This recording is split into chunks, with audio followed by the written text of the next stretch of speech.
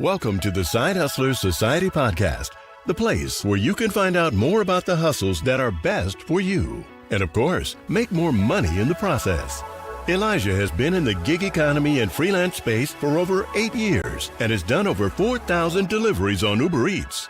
Has several video editing clients, many properties on Airbnb, runs multiple YouTube channels, and is the author of the best-selling book, The Anatomy of Financial Success.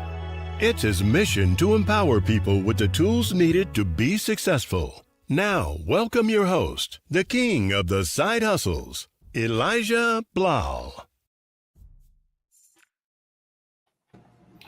Okay, we are officially live. I'd like to welcome everyone to, well, this isn't a Money Monday stream like we normally do because that happened on Labor Day. So we wanted to kind of kick back, chill with the family, or work for those that we want to work. But we didn't do the stream then. So we're doing it today on a Wednesday. But nevertheless, this is a weekly live stream for the Side Hustler Society. And in this particular live stream, we're going to be talking about Airbnb because they have a lot of things that will be changing over the next, I want to say, week to a few months. And some of these changes are controversial and they will affect operators in different ways. Now, most people know that I'm a small operator. I deal in studio apartments and one-bedroom apartments, and my portfolio never really goes beyond like 5 apartments. So I'm a small operator, but some of these changes, they'll affect bigger operators more so than me. So I don't feel like it's my place to talk about some of those changes since they won't be impacting me as much. That's why I wanted to bring some people in my network that have bigger real estate portfolios than me because they could talk in a more informed way about some of these changes that I could. With that being said, y'all already see them on the screen, but let's welcome them to the stream, Federico and Mike. Thank you. Thank you. Glad to be here.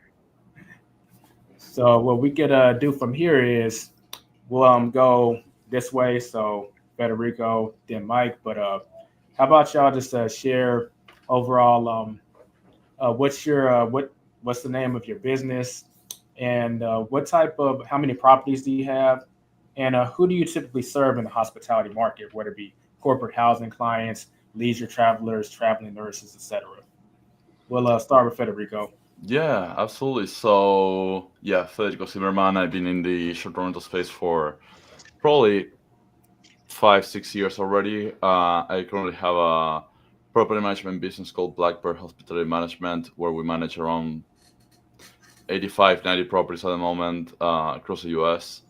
I'll say 100% focused on leisure and transient travelers, so short-term. And I recently launched a revenue management service called Rev Factor, where we only do revenue management. We have around 45 properties that we're servicing right now,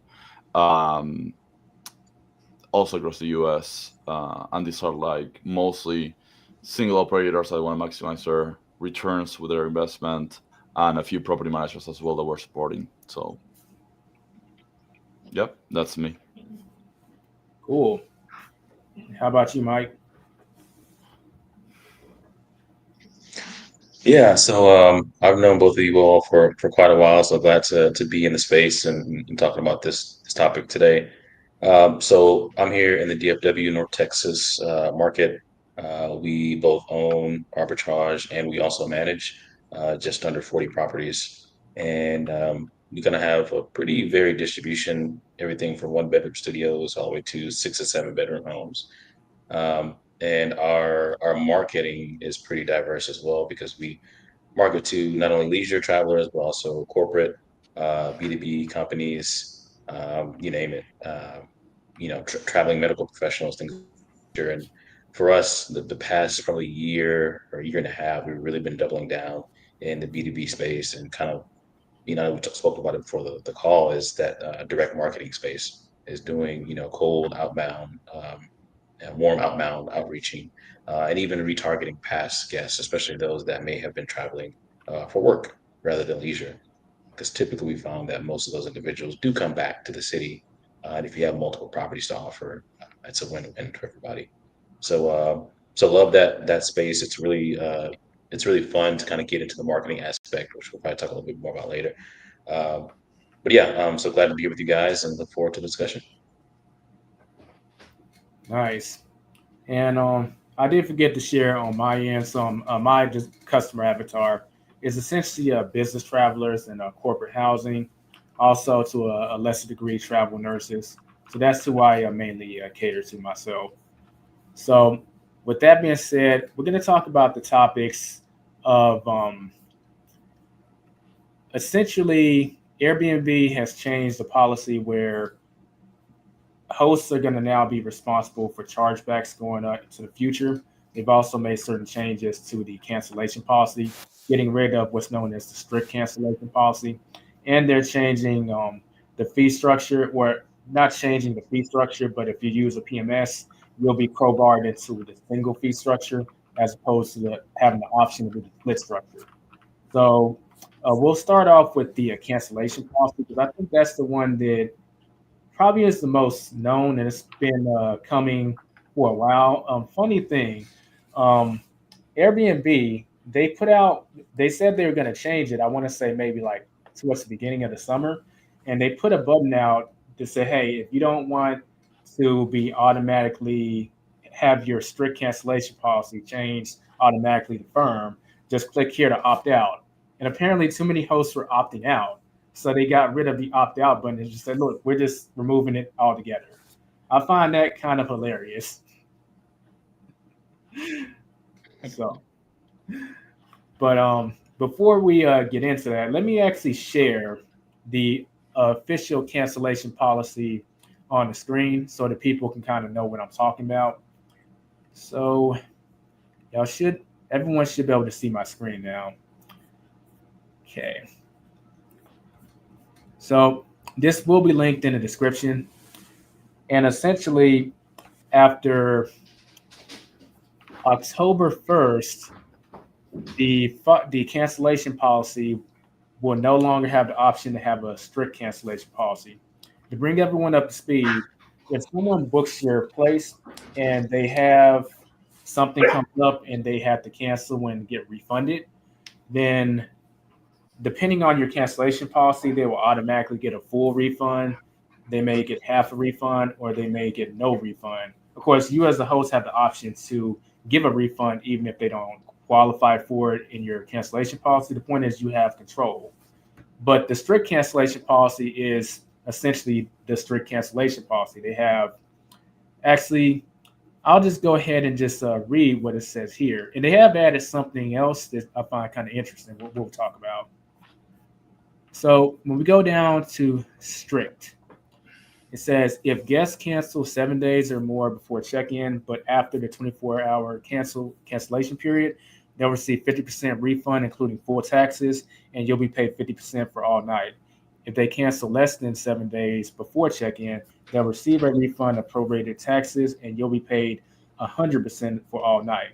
So the main difference there is if you have, let's say, a modern cancellation policy, and they cancel 2 weeks out, then they would get a full refund. But in other circumstances, if you had a strict cancellation policy, they wouldn't get a refund at all unless you approved it. So that's why this is so controversial. Now that we've kind of laid the groundwork for what is the cancellation policy and why this would have such a big impact, Federico, what's your in your opinion, like, how do you feel about this, and what would you be doing to counter? What's the ultimate way to work around this so that your money isn't affected? So, at the end of the day, I think the cancellation policy, everybody's been working with the same kind of like strict cancellation policies. And, in every change that we're going to be discussing today, Airbnb is kind of like guiding the host into best business practices. I'm gonna be the devil's advocate today on kind of like speaking on behalf of Airbnb a little bit, but I do see the vision because we do not have like a super strict cancellation policy on every single property, and there is a pricing strategy behind having a more flexible cancellation policy, especially considering that most of the markets right now are working with a very short booking window, where a lot of bookings are coming last minute. So having more flexible cancellation policy can be something positive for your performance because people are more willing to book knowing that they can cancel. And at the same time, I don't know if you notice this, but it's very common that when you get a last minute book cancellation, you get a new booking because you get bumped in the algorithm. That's not confirmed, but it's a theory that I've seen happening over and over again. But I just wanted to think about this. I think a lot of hosts are very Airbnb centric. But if you're working with other platforms, you've already been through this. Like if you work with Booking.com, for example, most of the cancellation policies are going to be 1 day or extremely flexible, and then you can offer a 10% discount for more restrictive, non-refundable options. So I don't see a big issue here. I just feel like people need to adapt and work their pricing around it to make the most out of it. Because the change is coming. At the end of the day, it's coming. And again, if you feel like this is not working for you, you can diversify to channels that have the pros and cons. But again, a lot of these channels also have similar policies. So it's just catching up with what the market is. So you're kind of saying that Airbnb has been a dinosaur in this regard, and the other OTAs have been working with what Airbnb is changing to anyway. So now that Airbnb is finally changing, you need to adapt with the market because you would need to be doing this on the other platforms anyway. Yeah, and if you think about it, like I was thinking about this today for another reason, but Airbnb kind of like democratized the access to being a host and short-term rental where anyone with a property can access, right? Because back in the day, setting up a VRBO account, Booking.com account, it was pretty challenging. Like, if you listen to anyone that was on VRBO, which was the first OTA for short-term rentals, basically you will connect with people on the phone, like leads, and then you'll make a booking manually, like I'm taking, a card over the phone or a check or something like that. So what Airbnb did, it was kind of like, again, make it accessible for everybody. And by making it accessible for everybody, it had to put a lot of safe rails or wall rails to make it simple for people when it comes to payments, when it comes to cancellation policies, when it comes to all of these things that we're discussing right now. But over time, it became also constrained because Airbnb becoming as synonymous of short-term rentals and going live with an IPO, now Airbnb gets hit in all ways, and now they have a board they had to reply to and be responsible, right? So I just feel like they're making changes to kind of like be on the same level of all OTAs, and also make sure that they're replying to their shareholders, which is what drives a lot of these decisions right now. Nicely put. Fun story. What you said about the cancellation policies, I actually learned this the hard way very, very, very early on. I think the cancellation policies play a bigger role when you start getting above 1-bedroom apartments, like 2-bedroom, 3-bedroom houses. And I'm dealing in studio apartments and 1-bedrooms. And I remember on YouTube, the biggest thing is everyone was always saying, always have a strict cancellation policy. Always have a strict cancellation policy. So I launched my first property, my first apartment, and it wasn't getting any bookings. And I was wondering, like, did I not take the photos right? Like, is there something else wrong? And it went like 2 days without getting anything. And remember, this is a new listing. And back then, if you have a new listing, Airbnb is going to basically push it to the top to try and give it a fair chance to get some steam. No bookings. So I decided to change it from strict to modern. And I did it that morning. I went to go get my hair cut at the barbershop. And while I was getting my hair cut, first booking came in. Yeah. And you also need to understand, like, I think when it comes to operating a short-term rental, especially when we have 1-2 units, and I see this mistake happening pretty often, you gotta like have a vision tunnel where you only see your property and you don't see who you're competing with. And then some people take an extra step to say, well, let's see the other 1-bedroom apartments in my building or my block or my neighborhood. You're competing with hotels. And hotels have flexible cancellation policies. Again, a couple coming to the city for a concert, a business traveler coming for a meeting Wednesday and Thursday, you are checking, like people are not shopping only on Airbnb and seeing your listing. They're shopping in multiple places. They're shopping Airbnb, they may be shopping VRBO, they may be shopping Booking.com, they may be shopping Google, and they are bombarded with a lot of options. And then people decide, okay, I want to stay on Airbnb because I want to have like a private kitchen, right? But again, honestly, when I travel with my wife, we mostly stay in hotels because I can use my credit card points, and I know that I'm gonna get consistency, which is something that Airbnb lacks many times, right? I don't know how you're gonna check in, if it's gonna be responsible, how's the neighborhood, and stuff like that. But you're competing with that when it comes to one studio, one-bedroom apartment. So you have to operate like that. And to give you one example, kind of like touching that area, I have 2 properties I manage in downtown Fort Worth. I'm one of the few who does one nights on the weekends. And we are top of the market because I'm charging a premium. Because if you go to Airbnb and you search 2 nights, like checking in on Friday, checking out on Sunday in downtown Fort Worth, you're going to have like 100 apartments available. And then you narrow down the search to Friday to Saturday or Saturday to Sunday, and then you have 3 apartments available, 4 or 5. Those apartments are available that weekend because basically, again, you can check in for the entire weekend, but you have a minimum stay of 2 nights.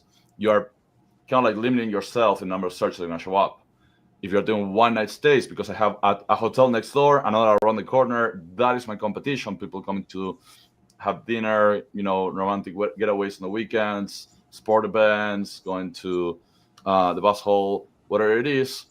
I can charge a premium because if I want to stay on an Airbnb, I'm one of the few availables, right? But again, because I understand that my competition is not just narrowed to other short-term rentals doing Friday through Sunday, I'm also competing with hotels. And because I'm one of the few short-term rentals offering that, I can charge a premium. So. Nice. I like how you kind of shared the fact that the cancellation policy, having the right perspective, plays a big role in that. Because you could be doing everything you just mentioned, but what if you had that strict cancellation policy, and that literally could be what's stopping someone from booking? Yeah. But in fact, you might not even appear because they're using a filter that filters out people with strict cancellation policies. Correct. Yeah. I mean, people do search by cancellation policies. Same thing. It's like, hey, we're thinking about going this weekend. We're not sure. I'm still waiting to see if I score tickets, if I get my flights, and all this and that. So again, it's very important that you put yourself in the consumer behavior. Plan yourself a trip, right? Normally, a lot of people search for the accommodation last minute or after they get everything else. Like you get your flights first because, flights tend to be pretty expensive last minute. You get your tickets if you're going to an event, and then kind of accommodation tends to be last, which is kind of like why we're seeing a lot of last minute bookings. Now, if in the middle of searching everything, I'm already checking, let's put it this way, right? I'm checking, hey, I'm gonna go to Dallas this weekend for an event. Let me see what is the average of the hotels and Airbnbs, plus if I can get tickets and everything. If I see a hotel or an Airbnb that's telling me, hey, you can book now and cancel until the day before, I can already pre-book that. I'm gonna have a secure place that then I can decide if I keep it or not. But because the person already made a commitment, then if you do a good job with your customer service and communication, maybe that person says, hey, the host is actually nice, I'll keep this reservation. Why go and find another thing? Which is something I listen other people talking about, which is put a flexible cancellation policy. Take the time to build a relationship and rapport with your guest, and you're going to keep the reservation. You have a large house, call them. Anything I can do for you? Do you want to, get groceries before you arrive? Something like that. You build that rapport. People keep the booking because they build a connection. When I was in the airline industry, it was the same thing, right? The airline, based on DOT, you have 2 options. You can either let people do a 24-hour hold and then within 24 hours cancel the booking, or book instantly, but you have 24 hours to get a full refund. But kind of like the strategy and the discussion always been around what do you prefer and what's going to make the most retention once people put their credit card. And that's kind of like the idea why, in my case, when I was at American, they changed from 24-hour hold to charging and then 24-hour refund. Because once you put the credit card and had a commitment, you either forget that you have it, you forgot that the cancellation policy is already non-refundable, or you say, hey, I already put my credit card, I want to call again, or whatever it is, I just keep it, right? So everything that we're discussing today is consumer behavior and psychology. So we just need to play with that. It's like, what are people thinking and processing and the emotions that they have when they're finding their property and making the purchase decision. So Nice. That's my TED talk. Well, I'll say this, then we'll move on to Mike. But I find it baffling, and I found this like most people know that this channel actually in particular started off as being a gig economy channel. I was driving like Uber and Lyft back in the day, and I was baffled at the amount of people who started driving, but they actually never took a Uber or Lyft before, and then they wonder why their star rating is like a 4.6, which gets them in danger of getting kicked off the platform. You haven't experienced it from the other end and know what a bad Uber driver is and what a good one is. But the same thing kind of applies with Airbnb. Like, why don't you actually book a few stays with some hosts and just evaluate your experience and know what it's like, the user experience. So when you're a host, you'll actually have some foundation to work from. That's why I made that determination about this strict stuff isn't working, because I had already tried Airbnb as a customer beforehand. 100%. But yeah, Mike, so how do you feel about this cancellation policy essentially going away soon, and what are some things that hosts can do to adapt to this new situation? I think, kind of going back to the psychology conversation from the host perspective, it's causing a shift on our mindset as well, which should happen, but I think a lot of people aren't used to. And that's essentially, not counting your eggs in the basket before they hatch, right? A lot of people are very comfortable with having the quote unquote guaranteed money of a locked in reservation or booking because they know that the cancellation policy has went into effect as opposed to not, right?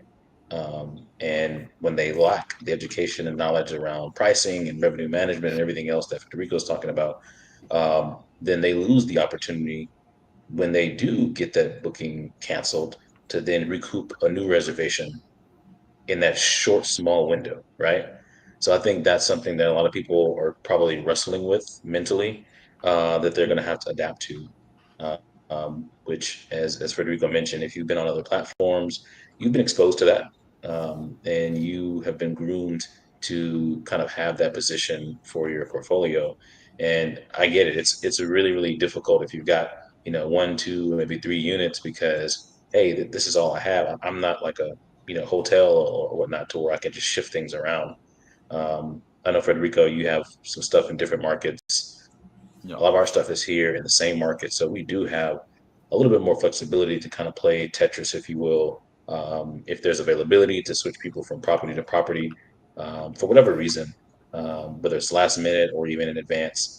But a lot of people don't have that flexibility, and the fear around, well, where is that money going to come from when I have rent to pay or mortgage to pay or whatever that is for those properties. So I think that's where a lot of the fear comes into play on the host side.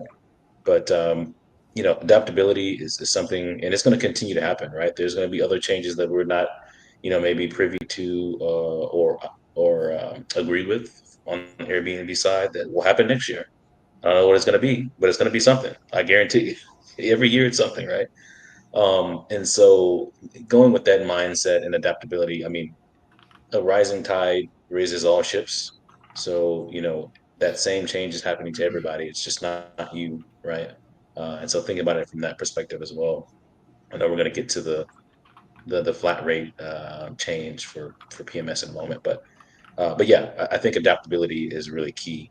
And I think if you're a new host or even a seasoned host, continuing to have that mentality is super beneficial. You mentioned adaptability. I think that's highly underrated because all these people complaining about these changes, the market's going to squeeze some of them out, and they're going to leave shop. They're going to leave shop, and there's going to be market share for the taking. And if you've adapted and if you put the right systems in place, you might actually find that this could be actually a net benefit.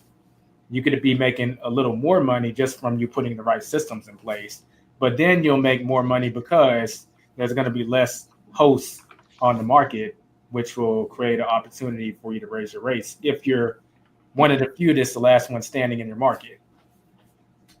Yeah, Absolutely.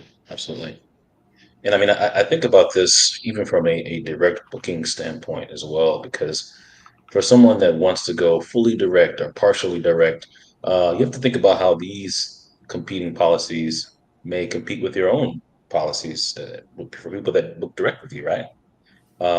And so, because I mean, we're kind of at the forefront of really, for certain property types, getting a lot of inquiries for direct bookings, and so trying to manage that in terms of calendars and OTAs versus our booking platform and things of that nature. So I think that's pretty key because when you balance the two and try to find a way to really integrate not only your holistic portfolio, especially if you are managing for others as well, you have to think about that. I know for Rico and I, we manage. And so for us, it's also trying to find alignment with what is our North Star for our company, right? And how we manage our portfolio and how does that differ, if any, or if you put a straight line in the sand and say, hey, this is our policy for the listings that we manage, is a pretty big deal because you will have some, and if that's not the case, then now you have to educate and persuade those owners to get on board with whatever policy that is, right? So it's pretty important, and I think education is pretty important for anybody who does management. Uh, Not only for big changes like this, but even just ongoing with your clients. Because one, that shows you care as a property management company and you have their best interests. But also, being able to keep them in the know around what's going on, right? Because you do have some owners that are more involved and more engaged. And you have some that are completely hands off. So they don't know about any of these changes coming up, right? And so anyway, all that's to say is, staying at the forefront and educating owners and others in your portfolio are key to kind of staying ahead of this and really being able to circumvent or even hedge, liability risk, if you want to look at it that way. yeah, Yeah, I definitely get what you mean. In fact, I'm not going to go heavy into this because we are going to move on to the PMS thing. But if you are setting up your own direct booking site or a direct booking business, rather, one thing you could be thinking about, you need to have your own policies in place. But how do you actually get the person from the OTA to your booking means? And when you rebook, maybe they'll book with you directly. I'm not ashamed to admit it. I'm the king of poaching. I mean, someone will book on Airbnb, but when they come back, I'm having them book through me. And I have things on my property to where I'll encourage them to reach out to me.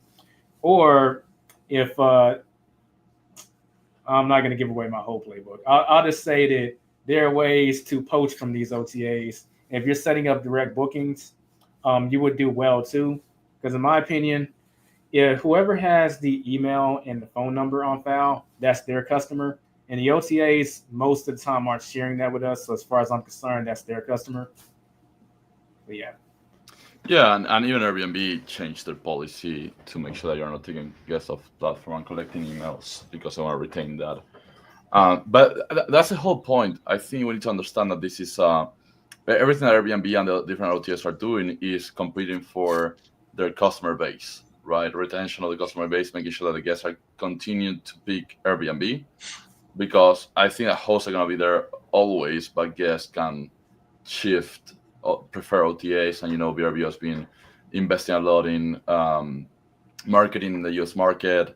Then you have Booking.com investing a lot into policies to compete with Airbnb because Booking.com was historically a hotel platform, and they introduced things like liability protection and stuff like that to definitely compete with Airbnb, including processing payments. And then you take into consideration there are a lot of other platforms that you can get booking through. Marriott, I think Hilton is planning to come up with their on short-term rentals thing, but don't quote me on that. And then you have Wimstay, you have Hopper, you have a bunch of different OTAs. So on the Airbnb perspective, is how do we retain those customers? And then again, how do we make sure that not only they are continuing to book through Airbnb that property, but also not going direct? And then for the host side, I think it's a smart strategy to go direct, but you also need to understand that if you go direct, there are two things that you need to consider. Number one is your acquisition cost, because Airbnb already has a customer on the website and they invested all the dollars into marketing. If you go and say, I'm going to do Facebook ads, I'm going to do Google ads, I'm going to start doing pay MailChimp, whatever it is. Okay, you invest all of this money. How many bookings do you get? What is your acquisition cost? What is your ROI in that marketing? Is it worth it? Putting all that money to get one booking a year? Like a lot of people think, oh, I'm going to do a social media for my Instagram, for my Airbnb. Are you getting any booking? Is that like, if you want to do it because you like it, great. If you want to do it because you want to tell a story to your guest, great. If you want to do it solely for the purpose of getting more bookings, you're going to get disappointed. So that's the first thing you need to consider, was your acquisition cost. And number two, do you have the systems in place to handle bookings outside of Airbnb? Because Airbnb is giving you liability protection, it's giving you air cover, it's giving you payment processing, it's giving you a lot of tools, mediation. Now, if you're taking someone booking directly, you're exposed to liabilities. You have to have your short rental insurance. You're exposed to chargebacks, which I know Airbnb now is kind of like getting to that route. But you're exposed to a lot of things where Airbnb is giving you that safety net, which, going back to the beginning, that's how it democratized short-term rentals, being that mediator to give you that kind of like contention, that support net that you need as a host, right? Because at the end of the day, and there's a really cool TED talk from Joe Gavia, one of the founders of Airbnb, that talks about, kind of like their mission was bridging the gap of stranger danger to getting a stranger to live in your house. And that's still the case for a lot of people, right? Because you're talking about hosts that own the property, they're put in their bedroom or something like that. And again, Airbnb becomes that support for that process. Right. Looks like Mike dropped off. He Yeah. might have got disconnected. Interesting timing, because we're about to move on to the next topic. Yeah. He's probably about to hop back on. But with that being said, this would be a good time to go ahead and move into the next controversial thing that's going on, or quote unquote controversial, which is essentially they're crowbarring hosts or operators who are using a PMS into a single fee structure. So let's go ahead and pull up the official policy for it and just take a look at that, and just so people also know when this is going into effect. So as far as people who are getting on the platform, so if you're a new host, this is effective immediately. But if for people who are older hosts, October 27th is when hosts who are using a property management software or PMS will automatically transition to the single fee structure. And let's go ahead and cover exactly like what that is. So the first, essentially, there's two structures. I'm gonna read from the official policy, but the guest service fee structure, well, they have another name for this, but it's not here. I don't know why it's not here, the name that they call it, but this is the first option. But guests pay a service fee ranging from 14.1% to 16.5% of the booking subtotal. The guest service fee varies based on the variety of factors and may be higher or lower depending on the booking. The guest service fee is reduced for some stays of 28 nights or over. For bookings where the guest pays using a different currency, that part's not important. Essentially, this is the first structure. And the second structure, which is the one that will be taking place as of October 27th for everyone if you're using the PMS, is a single fee structure, which is with this structure, the entire fee is deducted from the host payout. It's typically 14 to 16% through hosts with super strict cancellation policies may pay an additional 2%, and fees for stays of 28 nights or more may be less. So I will say this, the fees and the structures, you back, Mike? Yeah. Okay. All right. But I will say this, the fees and the Kick me off structures, real quick. this is something that I'm not as well versed on because I am a smaller operator and I don't use a PMS. But this is the area where Federico and Mike would have a lot more experience in this regard, and they can kind of speak to, is this a big deal? Is it not a big deal? And how do we adapt to it for people who are using a PMS and they're going to be converted to the single fee structure?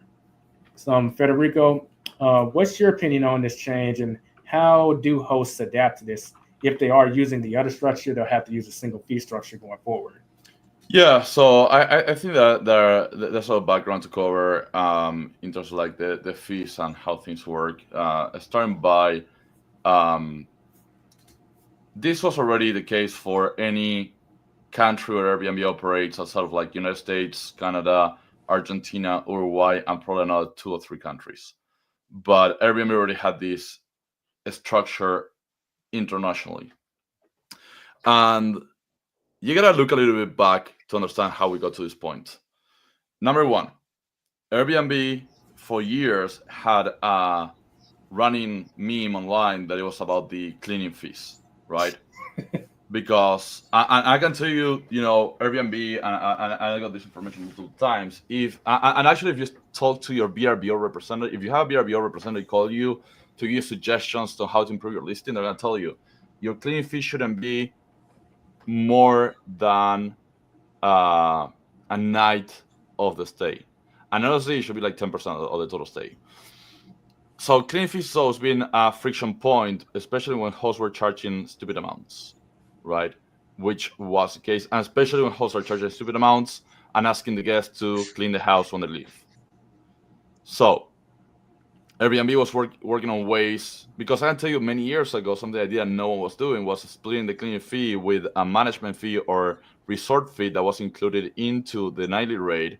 And I had the lowest cleaning fees in the market, but showing a little bit of a higher ADR, and I was crushing with that. Now, what Airbnb started doing was displaying the total price. Total price being, you see nightly rate, cleaning fee, Airbnb fees, pet fees, and any other fee in one number. And when you go to book that property, it's going to show you taxes, and then you pay, because of course taxes have to be disclosed. Which is great, because again, it just removes that friction with the guest of extra fees. You should see that total price for the total stay. Now, Airbnb is again working on retaining their base customers, right? So they're saying, okay, if we change that psychology of, a lot of people are not going to be paying a service fee, they feel that they're saving money, which is great. Yeah, I'm actually showing what you're talking about. I just pulled up Airbnb, and the first thing it's telling me is, hey, you see the whole price, all fees included. Yeah. So it's just to show people that the branching in their marketing to go this direction that he's talking about. Yeah, exactly. And do me one favor, click on Got It and do any random search in any market. Do like Dallas and flexible weekend, whatever it is. Okay, let's do Dallas. Let's do this weekend, Friday to Monday. Okay, I want you to pay attention to something. There's no way for you to tell from here how much is cleaning fee, how much is Airbnb fees, or if the host is using a split fee or not. Because you had the option to use it before. Like Airbnb is making it mandatory for PMS connected channels, but before you had the option to turn it on and say, I'm going to take the fee, and the guest is paying less. Again, you're just seeing the total, and now you're seeing by the value of the final number. And then, again, you see 378, 379, 309, and then you choose your property. So choose any other property. So I want to show you one more thing. So And I'll click this one. Let me change my screen share and move it to the other screen. While he's bringing that up, Federico, and I don't know if you've communicated this to your owners at this point, some of the changes, but do you foresee that some of them will try to make their managers opt out of PMS in order to avoid the fee? And in most scenarios, if they're unwilling to come on board, then you're just dropping them as a client, right? No, I mean, honestly, Not that that would happen, but maybe you have someone that doesn't know. Well, what I did is I sent an email to everybody before they even find out, and I explained how we're going to tackle this. I can share in a moment what I'm doing, but so if you scroll down a little bit, Elijah, and click on book now reserve,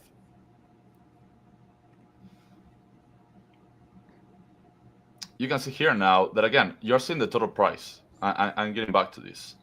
The only way that you can tell if you're paying the fee or if the host is eating the fee is if you click on price breakdown. So if you click on price breakdown on the lower right side, there it is. You're gonna see the 3 nights, the service fee, and the taxes. Now, the difference with the new setup is that you're only gonna see 3 nights, total rate, and taxes, total taxes, and that's it. See, it's not even showing you the clean fee. I can tell you for sure the host has a clean fee, but it's not showing you that, or a pet fee.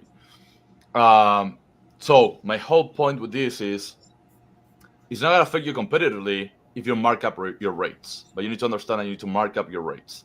And basically what you're going to be doing is the following. You're going to take your, if you're working with a PMS, you're going to be impacted by this. If you're not working with a PMS, you don't need to worry about this.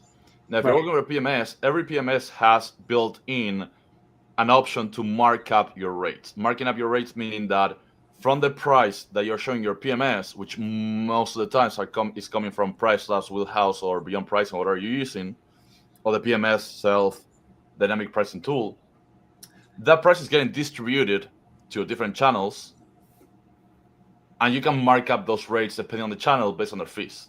For example, Marriott fee is 18%. It's pretty high. Airbnb now is 15%. VRBO is 8%. Each platform has a different fee. So what you can say is, I'm going to mark up a percentage to cover for that fee. So what you do now is you need to do the math, which, how do you get to the same payout that before? And the exact number to get the exact same payout is like 14 point something percent. I'm just marking up 15.5. It's just a couple of cents. But if you're only marking up the difference, which is 12.5, you're going to be losing $2 per reservation. A property that makes $100,000 a year, you're losing $2,000 a year in fees, but for not marking up that difference of 3%. So when you mark up the rates, if you go back to the totals, and you don't need to actually go back, but if you see the search results, you don't really know how the fees or markups are applying, because at the end of the day, you're seeing the total price. So whether you're seeing $100 plus $14 to Airbnb, for example, on fees, or if you're seeing $115 total price with no fees, you're seeing the same price. For the consumer perception, there's no difference if you're marking up your rates, because what they're looking at is a total price. Now, the cool thing that you can do with this is you can say, I'm going to keep my rates exactly the same as the competition because I'm marking up that 15%, but I'm also advertising my property as no Airbnb fees, while there's a difference between the self non-PMS host and the PMS hosts. So I can do an advertising campaign where my listing is going to read, I'm not charging Airbnb fees, you are paying only nightly rate, and my prices are competitive on the market average. So I'm turning this situation into a win for now, because I have a competitive advantage, which is marketing and same payout. So that's why I see a lot of people freaking out. I don't get it. It's just like, take a moment to read the policy and how you can implement it. And it's definitely a win right now, because actually they're forcing the non-PMS hosts who don't know about this to be marking up, to be charging forcing their guests to pay a service fee. So And I can tell you for sure, this is something that eventually is going to apply to all the listings. They're definitely testing it for just the PMS hosts, because they probably have less volume. Because if you have PMS, you probably have more than one channel, and you're not relying 100% on Airbnb. So I'm guessing that's the reason why they're staying with the PMS channels. But again, I see it as a win. At the moment, I'm making the most out of the situation. As long as you understand the math and how to implement it to make sure that it's not affecting your payouts, there's not much to worry about.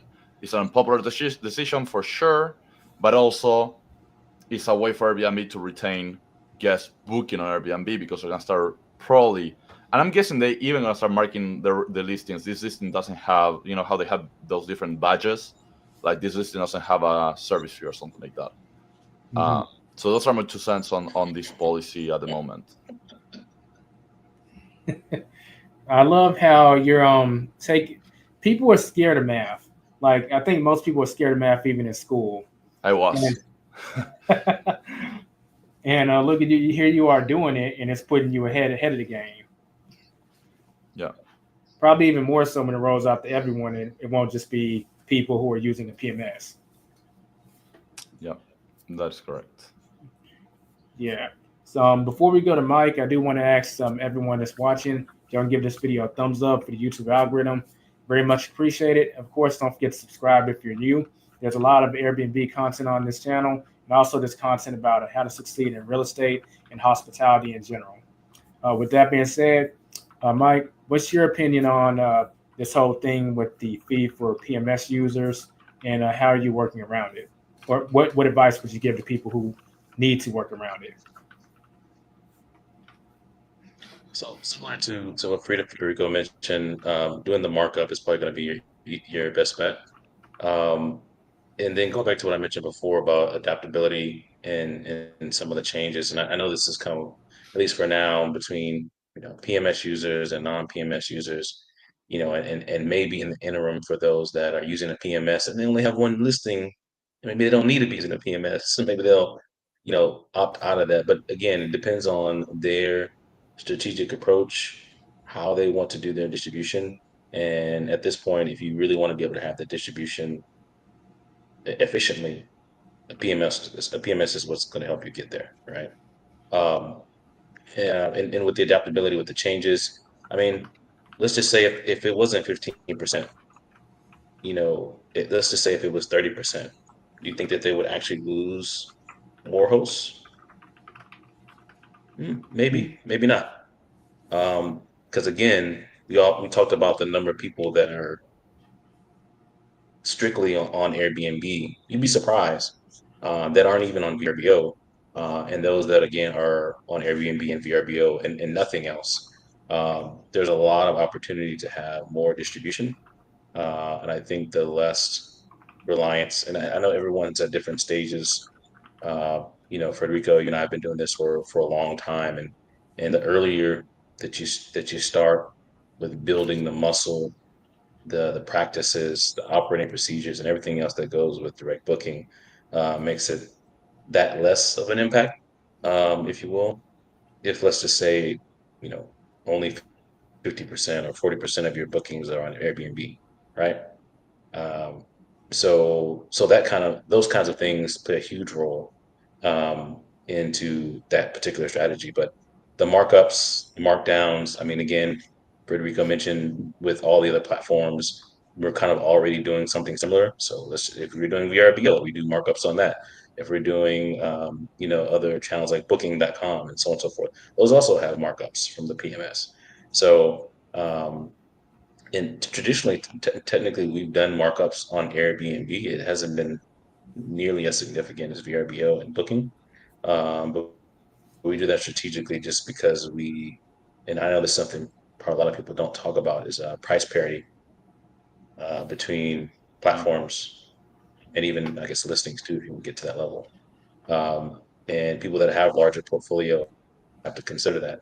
And essentially, with price parity, you're trying to minimize the discrepancy, not discrepancy, but the price differential between um, platform to platform for the exact same property for the exact same dates, right?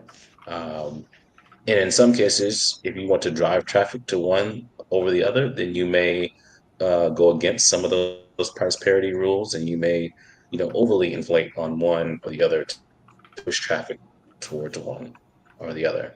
I know maybe some people don't think about that strategically, but we've done that before in the past, and it works very well actually.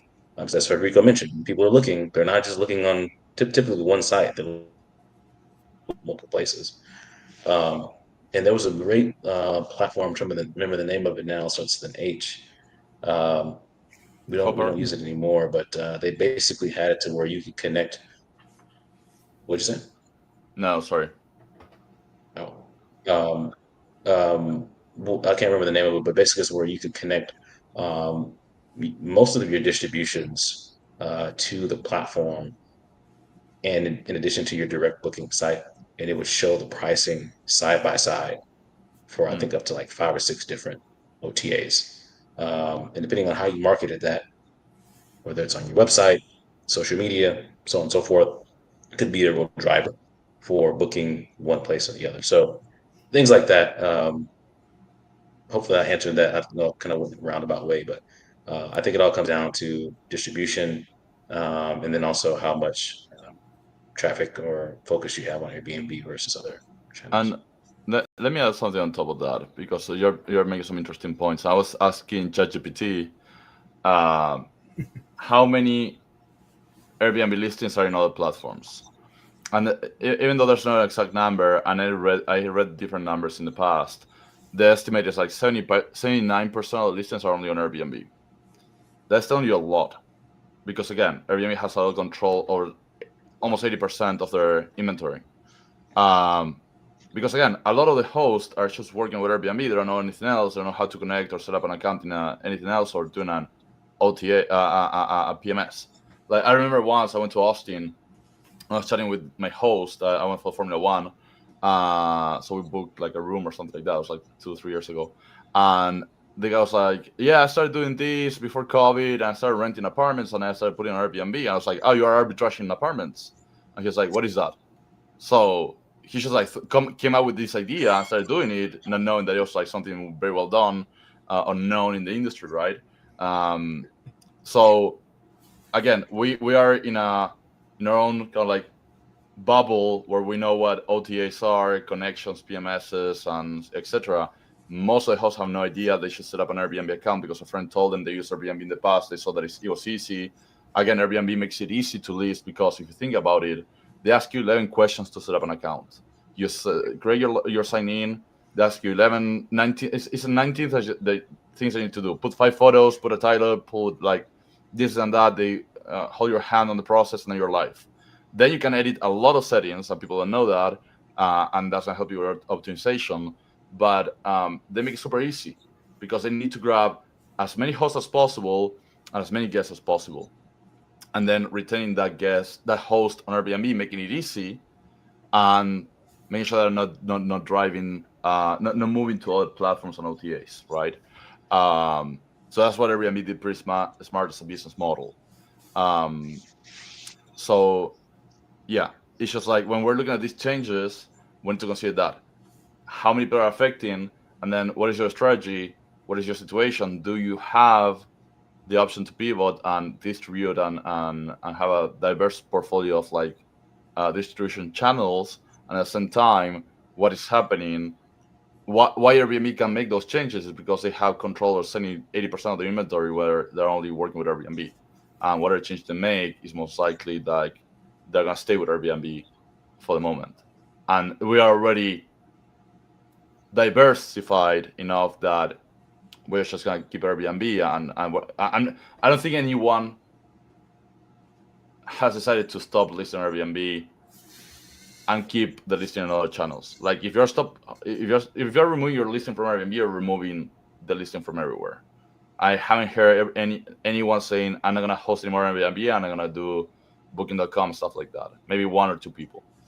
So yeah. It's funny you mentioned that because It's funny that you mentioned that, Fred. are we thinking the same Go thing? ahead. Go ahead. Oh, because one of those two I people don't think so, but go ahead. it's probably Micah. He is supposed to be on, but he had his kid's birthday. But he said he hasn't had a a booking on Airbnb in literally like a year. No, he's on Airbnb. Good point. Well, I don't know if he said he took everything off or if he hasn't gotten a reservation, because those are two different things. But yeah.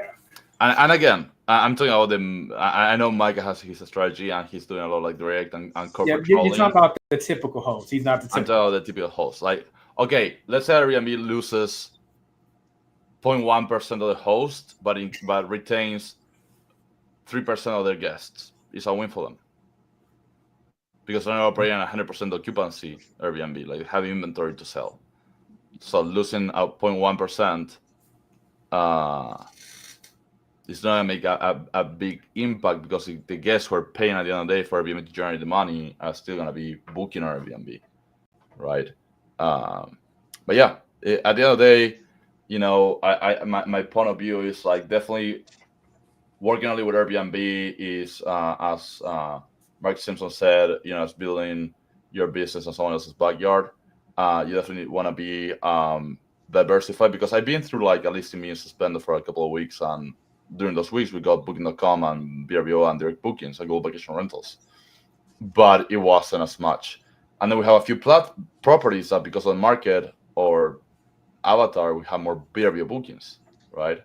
And then another thing that I see a lot is some hosts, by having their branding for their, especially when we're talking about really large properties that are high ADR, they have their branding on their listing, and then people search for the direct booking website. Now, you need to think that, again, both host and guests are taking a risk when you're taking a direct booking, because the guest is also taking a risk. So normally that happens when you are looking into $2,000 saving in fees, right? Or $500 savings on fees. If you're saving $30 on fees, I just want to say on Airbnb, and I know that I can go to Airbnb and say, hey, Airbnb, this property is not clean, give me a refund, right? But again, it's all about strategy and how do you decide to manage your business. And it's something that grows over time. Like for me, the first 1-2 years, I was mostly on Airbnb, maybe VRBO, and then over time, I started like diversifying and learning the best practices to be safe in those other OTAs with different policies. That's a good way to put it.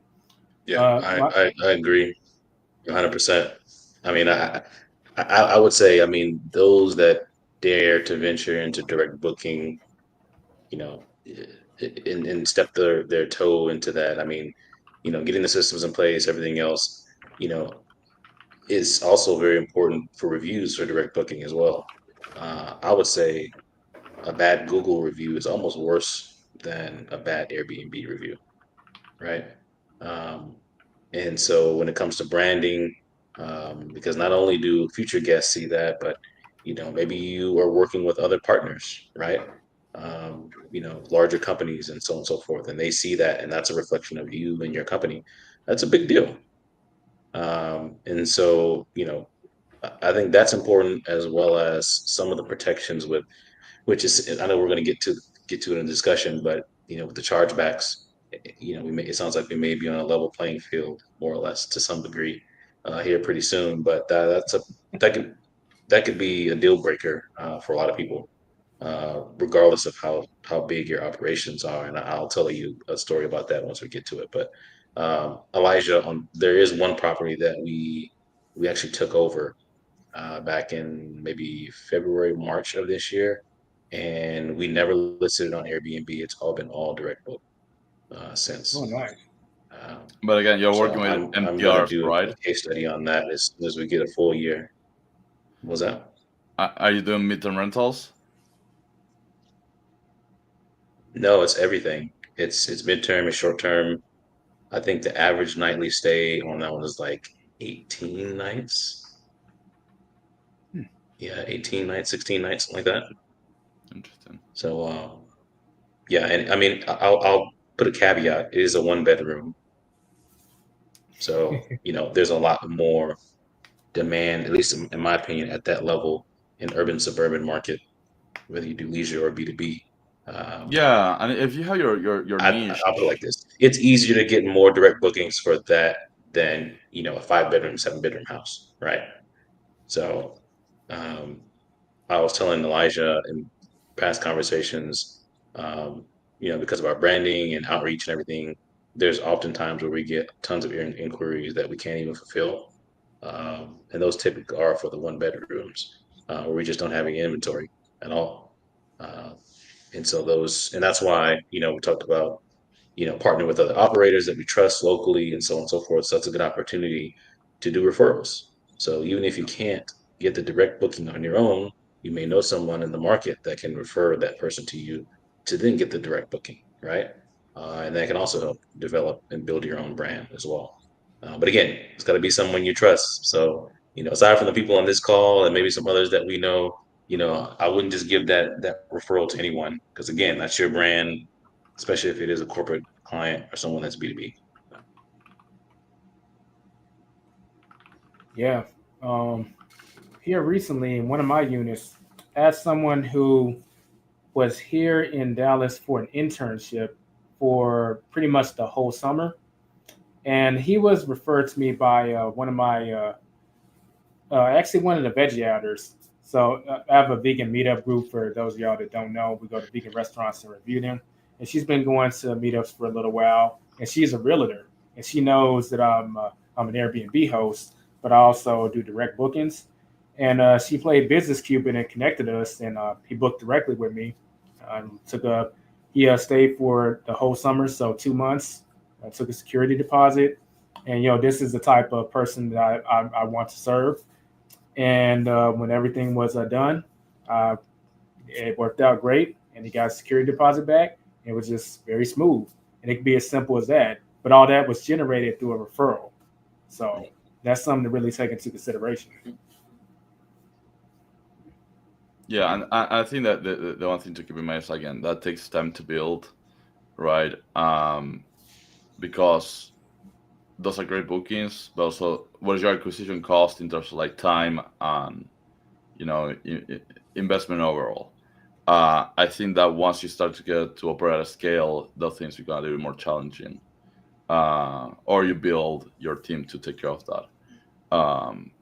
So yeah, just to kind of like wrap up my idea is there are a lot of ways to host, there are a lot of strategies. I think it's important to diversify. It's important to understand your guest acquisition strategy to be efficient. Um, you're not going to lose anything from being in all the platforms. And definitely you need to understand what are the nuances of every platform to make sure that you don't put yourself in a difficult situation because a platform requires you to be responsible for insurance, payments, etc. Because you're gonna get yourself into some issues. Actually, hold that thought because we're gonna touch on that after this next one. But I know a lot of people. This is probably the most requested thing that we talk about is this whole thing about the chargebacks. So, Federico, in your opinion, you kind of explain why you kind of understand why they're doing it, but how do you feel people should be addressing it, given that that's the situation now? Yeah, no, I'm gonna share this, and I do need to hop off. Sorry about that, but I'm gonna share my thoughts if that's okay, and hop off the call. But the way that I see chargebacks is part of the business. Like every business has a cost of doing business that you need to kind of like bake into your budget and your projections and everything.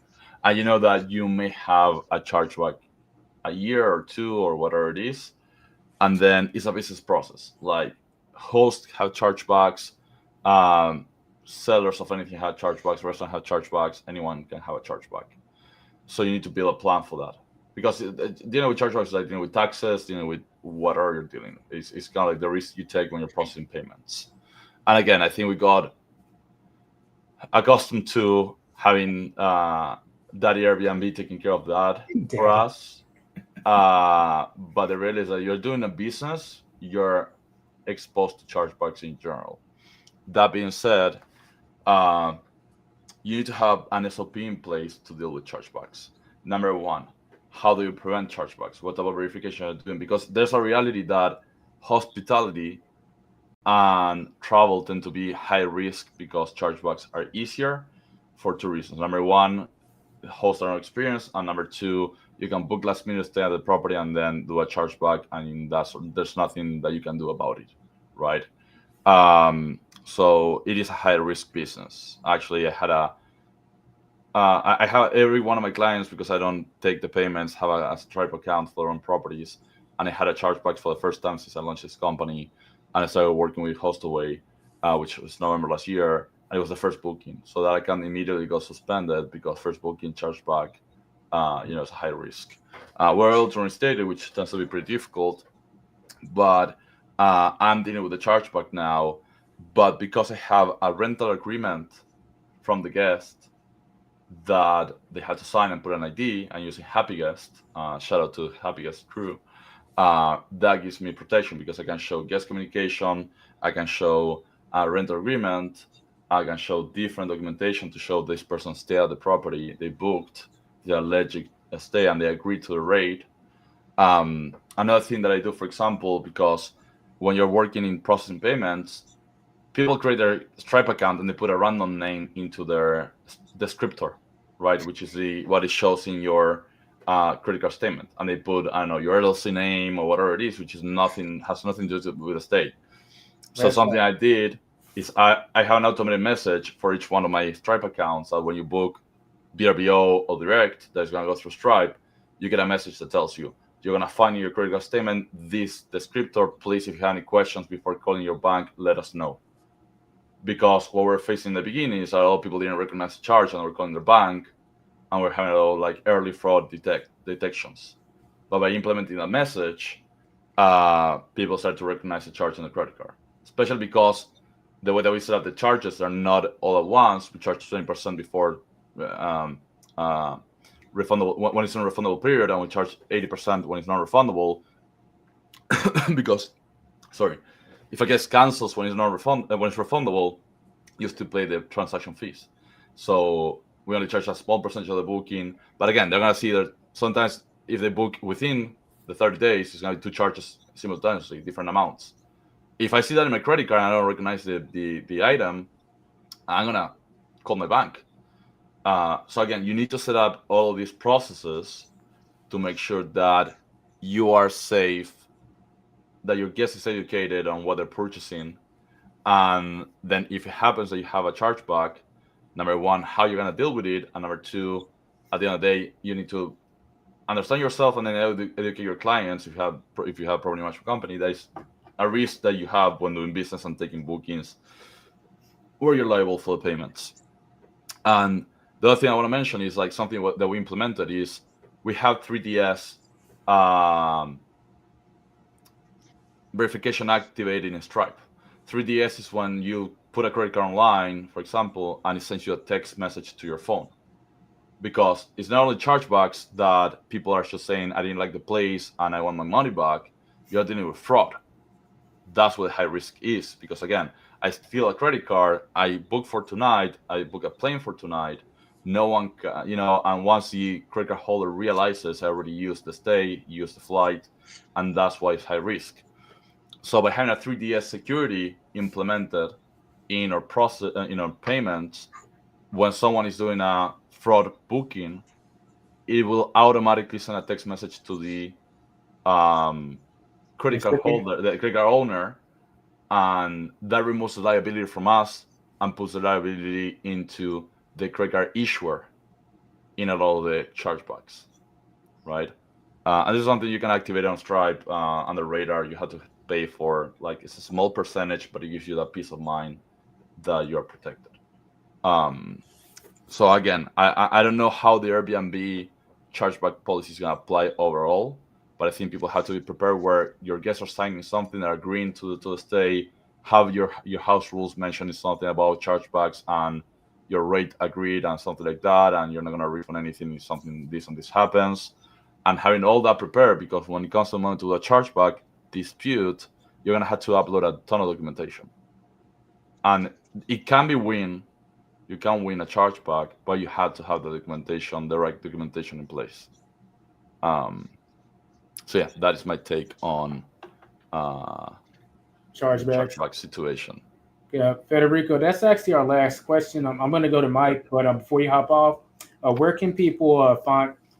Feel free to shout out your website and IG, etc., for people who want more of you or who want to do business with you potentially. Yeah, appreciate that, Elijah. And thank you for having me here today. This is a fun conversation, and we can do it again.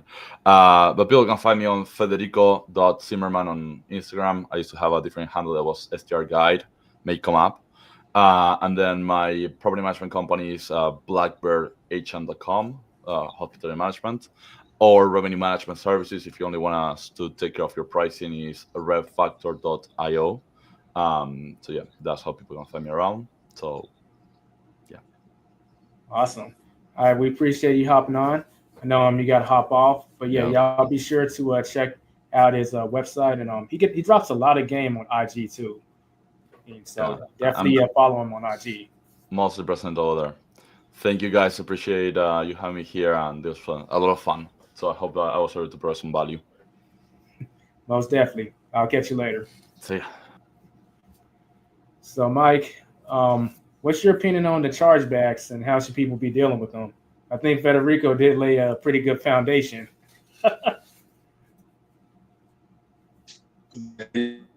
Much more, but I will say, I yes, I don't know things that came up before, but I ideally try not to use for our payment processing.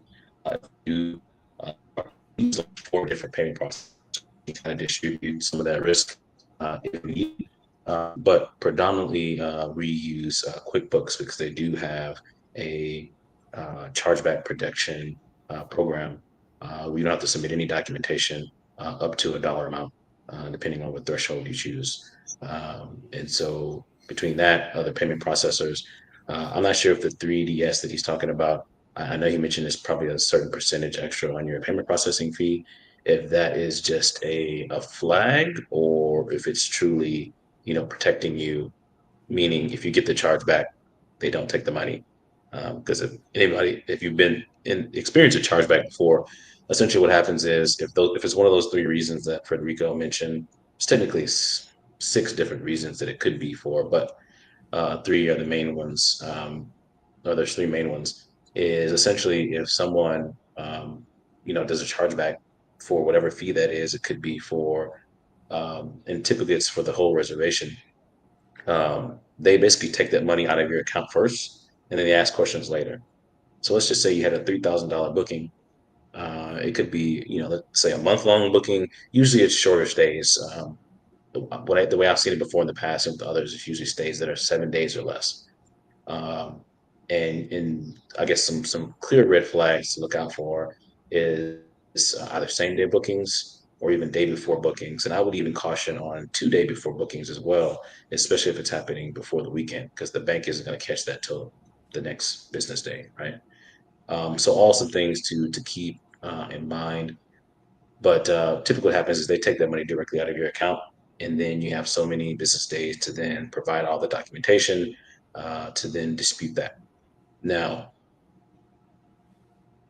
yes, if that's actual protection or if it's kind of a flag, so that when you do get the charge initially and it flags it, then you can do further investigation and with the guest or whatnot.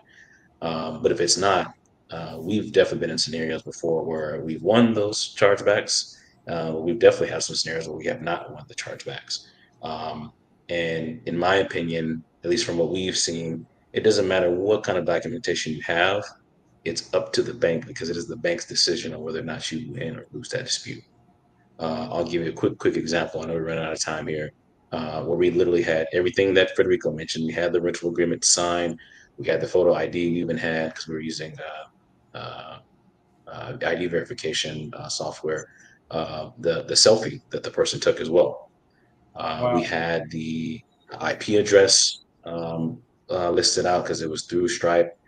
We even had the door lock notification showing that they checked in, checked out, the communications, and even the camera images. We sent them everything. Something else we sent too, but I can't recall. But literally, we gave them the Holy Grail, right? And we still lost the dispute.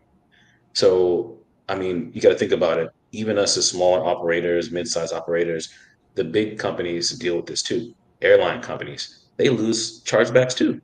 So there's literally nothing you can do additional that they are not doing, that we are doing on our end as well. It's literally up to the bank.